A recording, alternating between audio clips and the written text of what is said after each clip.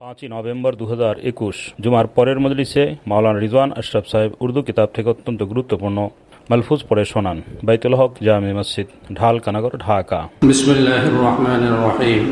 मवाइज़ दर्द मोहब्बत की तरफ থেকে পড়তেছি। मौलाना रूमी फरमाते हैं, चूँकि बरमीख्त बाबंद व बस्ताबाश, चू कुशायत चाबुक, चूँकि बरमीखत बाबंद मेखत, चूँकि बरमीखत बाबंद व बस्ताबाश, चू कुशायत चाबुक व बरजस्ताबाश। मौलाना रूमी फरमाते हैं कि जब अल्लाह ताला बांध दे तो बंधे रहो, सर तस्लीम खम कर दो। हज़रत मौलाना जलालुद्दीन रूमी रहमतुल्लाह अलैहि बोलेन, যখন আল্লাহ তাআলা বেঁধে রাখেন, বন্দী রাখেন, বন্দী থাকো, তার সম্মুখে মস্তক অবনত করো। और जब खोल दें तो अब ज़रा उछल कूद भी दिखाओ कि अल्लाह तेरा शुक्र है कि आज आपने रस्सी खोल दी। আর যখন তিনি মুক্ত করে দেন তো এখন একটু আনন্দ উল্লাস করে দেখাও যে হে আল্লাহ, আপনার শুকর, আজকে আপনি আমাকে মুক্তি দান করেছেন। মালিক কি মর্জি কো সমঝনা ये है আবদিয়ত। আল্লাহর মালিকের সন্তুষ্টি বুঝা, এটাই হলো আবদিয়ত। जब तक अल्लाह वालों की सोहबत नसीब न हो, इंसान में सही बंदगी का तवाजुन व एतदाल कायम रहना नामुमकिन है। যতক্ষণ পর্যন্ত আল্লাহ ওয়ালাদের সোহবত নসিব না হয়, মানুষের মধ্যে সঠিকভাবে বন্দিগি করার ভারসাম্যতা এবং বুঝ पैदा হওয়া অসম্ভব। मिसाल के तौर पर किसी इंसान से गलती हो गई तो अल्लाह वालों के बगैर उसका एहसास और तलाफ़ी और रुजू की तौफीक मुश्किल है। উদাহরণস্বরূপ কোনো মানুষের থেকে ভুল ভ্রান্তি হয়ে গেল তো আল্লাহ ওয়ালাদের ব্যতীত তার অনুভূতি এবং তালাফি এবং সেই পথ থেকে ফিরে আসার তৌফিক পাওয়া কষ্টকর।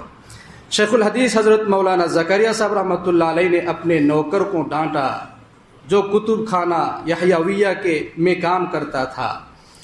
शेखुल हदीस हज़रत मौलाना ज़करिया साहब रहमतुल्लाह अलैह নিজের এক চাকরকে, শ্রমিককে রাগ ধমক করলেন, শাসন করলেন, যে কুতুবখানা यहयाविया কাজ করত। अपने वालिद हज़रत मौलाना यहया साहब रहमतुल्लाह अलैह के नाम पर कुतुबखाना का नाम रखा था। নিজের পিতা हज़रत मौलाना यहया साहब रहमतुल्लाह अलैह नामे कुतुबखाना नाम রেখেছিলেন। नौकर ने कहा, हज़रत जी माफ़ कर दो। সে চাকর বলল, हज़रत जी माफ़ করে দেন। शेखुल हदीस ने फरमाया कि इस खता को तुमने एक दफ़ा, दो दफ़ा नहीं, एक दर्जन मरतबा क्या है, मैं तो माफ़ करते करते थक गया।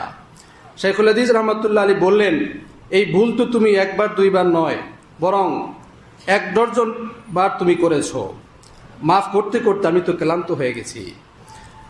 জালেম मैं तुझे कितना भुगतूं, জালেম আমি তোমাকে কতবার সহ্য করব।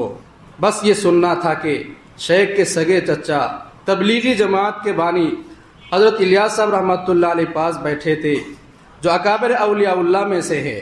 एक কথা শুনতেই শেখের ছোট চাচা তবলিগি জামাতের প্রতিষ্ঠাতা হযরত মাওলানা ইলিয়াস সাহেব রহমাতুল্লাহর নিকটে বসেছিলেন। বড় বড় আকাবির আউলিয়াউল্লাহদের অন্তর্ভুক্ত ছিলেন, जिनके इखलास का दर्द आज सारे आलम में फैल रहा है, যার इखलासेर ব্যথা সমগ্র পৃথিবীতে প্রসারিত। बाज़ लोग कहते हैं कि खानकाहों से क्या होता है, कि खानकाह का ही फैज़ था। मौलाना खलील अहमद सहारनपुरी रहमतुल्लाह अलैह की दुआओं के सदक़े में मौलाना इलियास साहब रहमतुल्लाह अलैह में दर्द दिल और इखलास पैदा हुआ।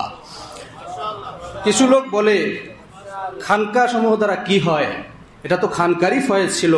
হযরত মৌলানা খলিল আহমদ সাহারানপুরি रहमतुल्लाह अलैहिর দোয়া তাওয়াজ্জুহের বরকত ছিল। হযরত মৌলানা ইলিয়াস সাহেব रहमतुल्लाह अलैहिর ভিতরে अल्लाहर मोहब्बतेर व्यथा एवं इखलास पैदा हुए। मैं पूछता हूँ कि तबलीगी जमात का काम ऐसे आलिम से क्यों नहीं हुआ जिसने कभी खानका नहीं देखी, जिसने कभी अल्लाह वालों की ज्योतियाँ नहीं उठाई।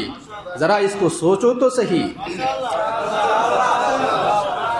আমি জিজ্ঞাসা করি, तबलीगी जमातेर এই কাজ এমন আলেমদের দ্বারা কেন প্রচার হয় নাই, যিনি কখনো খানকা দেখেননি, কখনো কোনো আল্লাহওয়ালাদের জুতা উঠাননি, একটু তো চিন্তা করো। बाज़ लोग कहते हैं कि मदरसे भी बेकार हैं। दोस्तों, मौलाना इलियास साहब आलिम थे या जाहिल थे? बस जब वो आलिम थे तो मदरसों का वजूद साबित हो गया। साबित ही नहीं, निहायत ज़रूरी। কিছু লোক বলে যে মাদ্রাসা বেকার। বন্ধুগণ, মৌলানা ইলিয়াস সাহেব তিনি আলেম ছিলেন না জাহিল ছিলেন? তিনি তো বড় আলেম ছিলেন। যখন তিনি আলেম ছিলেন তো মাদ্রাসার ওজুদ অস্তিত্ব তো প্রমাণিত হলো, বরং প্রমাণিতই নয় বরং অত্যন্ত জরুরি বুঝা গেল। उन्होंने किसी बुजुर्ग से इस्लाह नफ्स के लिए ताल्लुक किया था? তিনি কি কোনো বুজুর্গের সঙ্গে ইসলাহি সম্পর্ক প্রতিষ্ঠা করেছিলেন? मौलाना खलील अहमद सहारनपुरी रहमतुल्लाह अलैह से बयात थे, जिनके बारे में मौलाना गंगूही रहमतुल्लाह अलैह फरमाया करते थे कि हमारे खलील को निस्बत सहाबा हासिल है।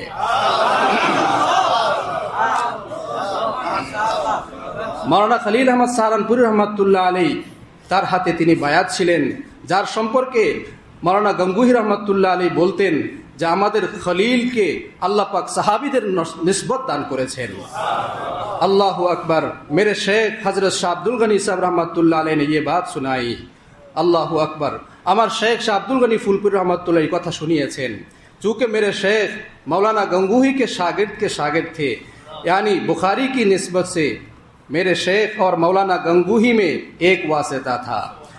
हजरत बोलें जे আমার शेख हजरत मौलाना আব্দুল গনি ফুলপুরি रहमतुल्लाह अलैह मौलाना गंगूही रहमतुल्लाह अलैह शिष्যের शिष्य ছিলেন, অর্থাৎ बुखारी शरीफের शिष्যের शिष्य ছিলেন।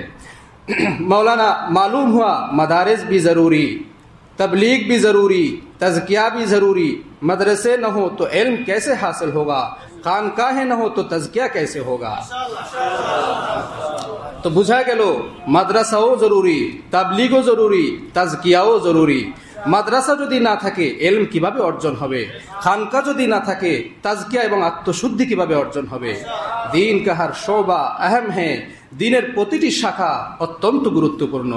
इसीलिए मेरे मुर्शिद हजरत मौलाना अबरारुल हक साहब रहमतुल्लाह अलैह फरमाते हैं कि दीन में एक दूसरे के रफीक बनो, फरीक ना बनो। এজন্যই আমার মুর্শিদ হজরত মৌলানা শাহ আবরারুল হক সাহেব রহমতুল্লাহ আলাইহি বলতেন, দিনের কাজে একে অন্যের সাথী হও, বন্ধু হও, তার থেকে আলাদা হইও না, বিচ্ছিন্ন হইও না।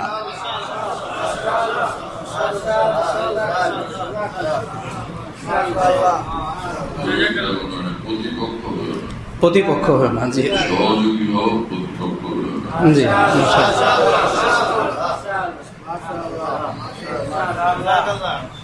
5 নভেম্বর 2021 জুমার পরের মজলিসে মাওলানা রিজওয়ান আশরাফ সাহেব উর্দু কিতাব থেকে অত্যন্ত গুরুত্বপূর্ণ মালফুজ পড়ে শোনান।